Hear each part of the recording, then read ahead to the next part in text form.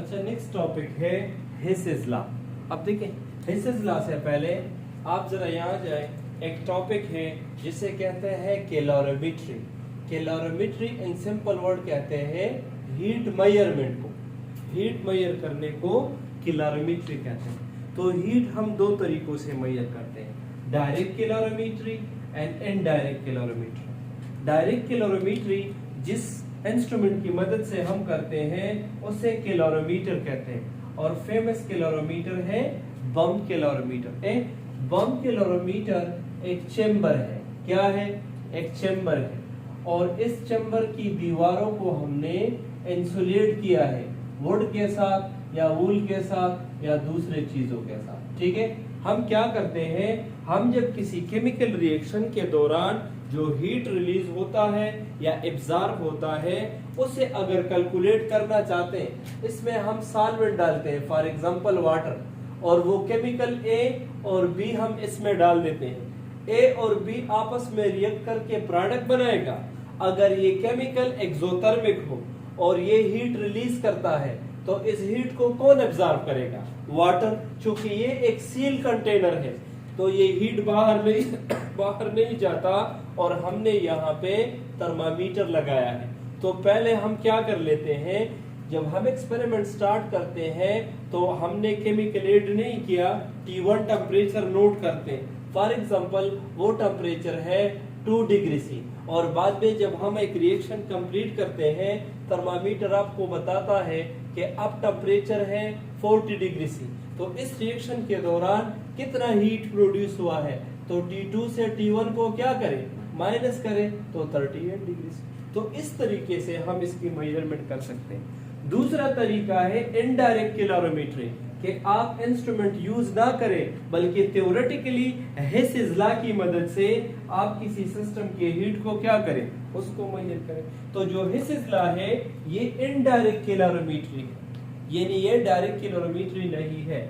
अब देखिए, hisses law जो है ये law of conservation of energy का एक और स्टेटमेंट है। और ये लॉ क्या कहता है? ये लॉ कहता है अगर कोई केमिकल रिएक्शन हो और वो केमिकल रिएक्शन एक ही स्टेप में कंप्लीट हो और वो particular amount of heat release करे H1, वही रिएक्शन है किसी और लेबोरेटरी में कोई और बंदा उसी एक रिएक्शन को 4 स्टेप में कंप्लीट करता है, जो हीट वहां रिलीज होती है वो है H2।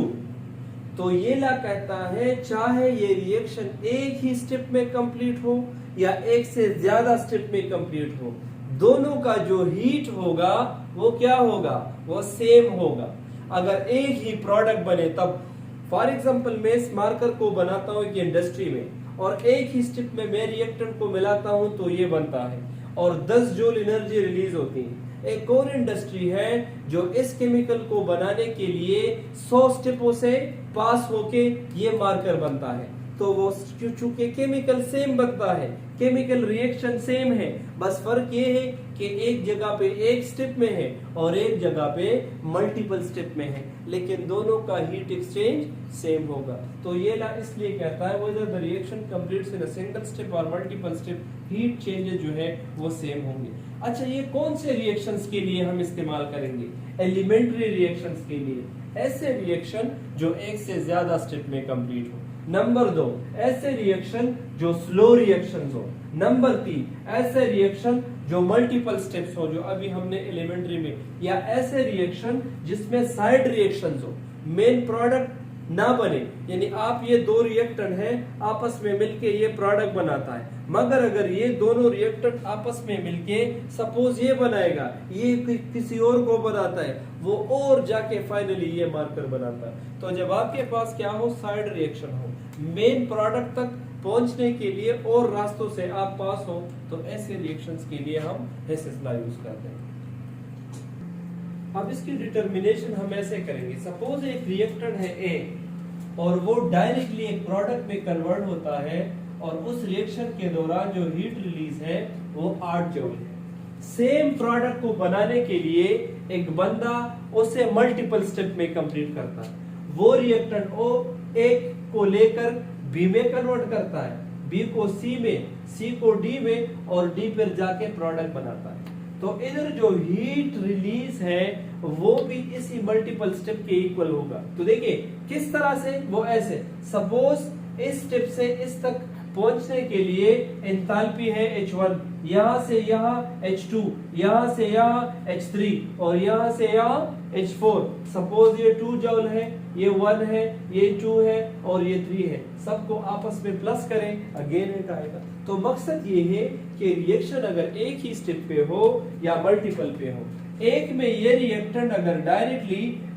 प्रोडक्ट में कन्वर्ट हो तो एंथैल्पी H1, या मल्टीपल स्टेप में हो तो एंथैल्पी H2। ये जो एंथैल्पी H1 है that would be equal to enthalpy H2।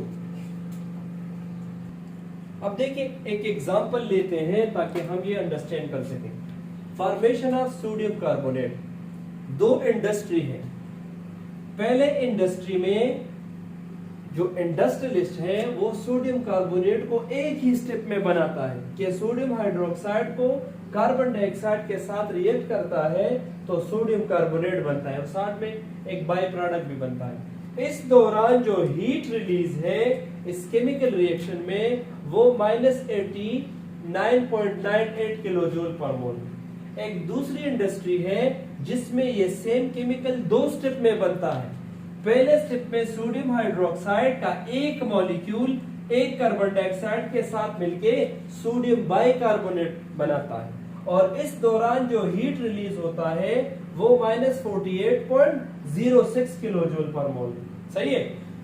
और अब दूसरे स्टेप में ये सोडियम बाइकार्बोनेट अब एक दूसरे NaOH के साथ मिलके फाइनल प्रोडक्ट बनाता है, लेकिन दूसरे स्टेप के दौरान जो एनर्जी रिलीज है वो -41.02 है। अब आप क्या करें, दोनों रिएक्शन की एंथैल्पी को जमा करें, दोनों को जमा करेंगे again same amount of heat release होगा। तो चाहे रिएक्शन सिंगल स्टेप में हो या मल्टीपल में हो the enthalpy change would remain same. इसलिए तो हम कहते हैं कि ये law of conservation of energy है। मतलब अगर क्लोज सिस्टम है, क्लोज सिस्टम में आप रिएक्शन करते हैं तो चाहे रिएक्शन जितने भी स्टेप में कंप्लीट होगा वो जो एनर्जी चेंजेस होंगे नेट चेंजेस जीरो होंगे, क्योंकि उसके अंदर ही कुछ रिएक्टेंट प्रोडक्ट में कन्वर्ट होंगे तो एंथैल्पी कंजर्व रहेगी।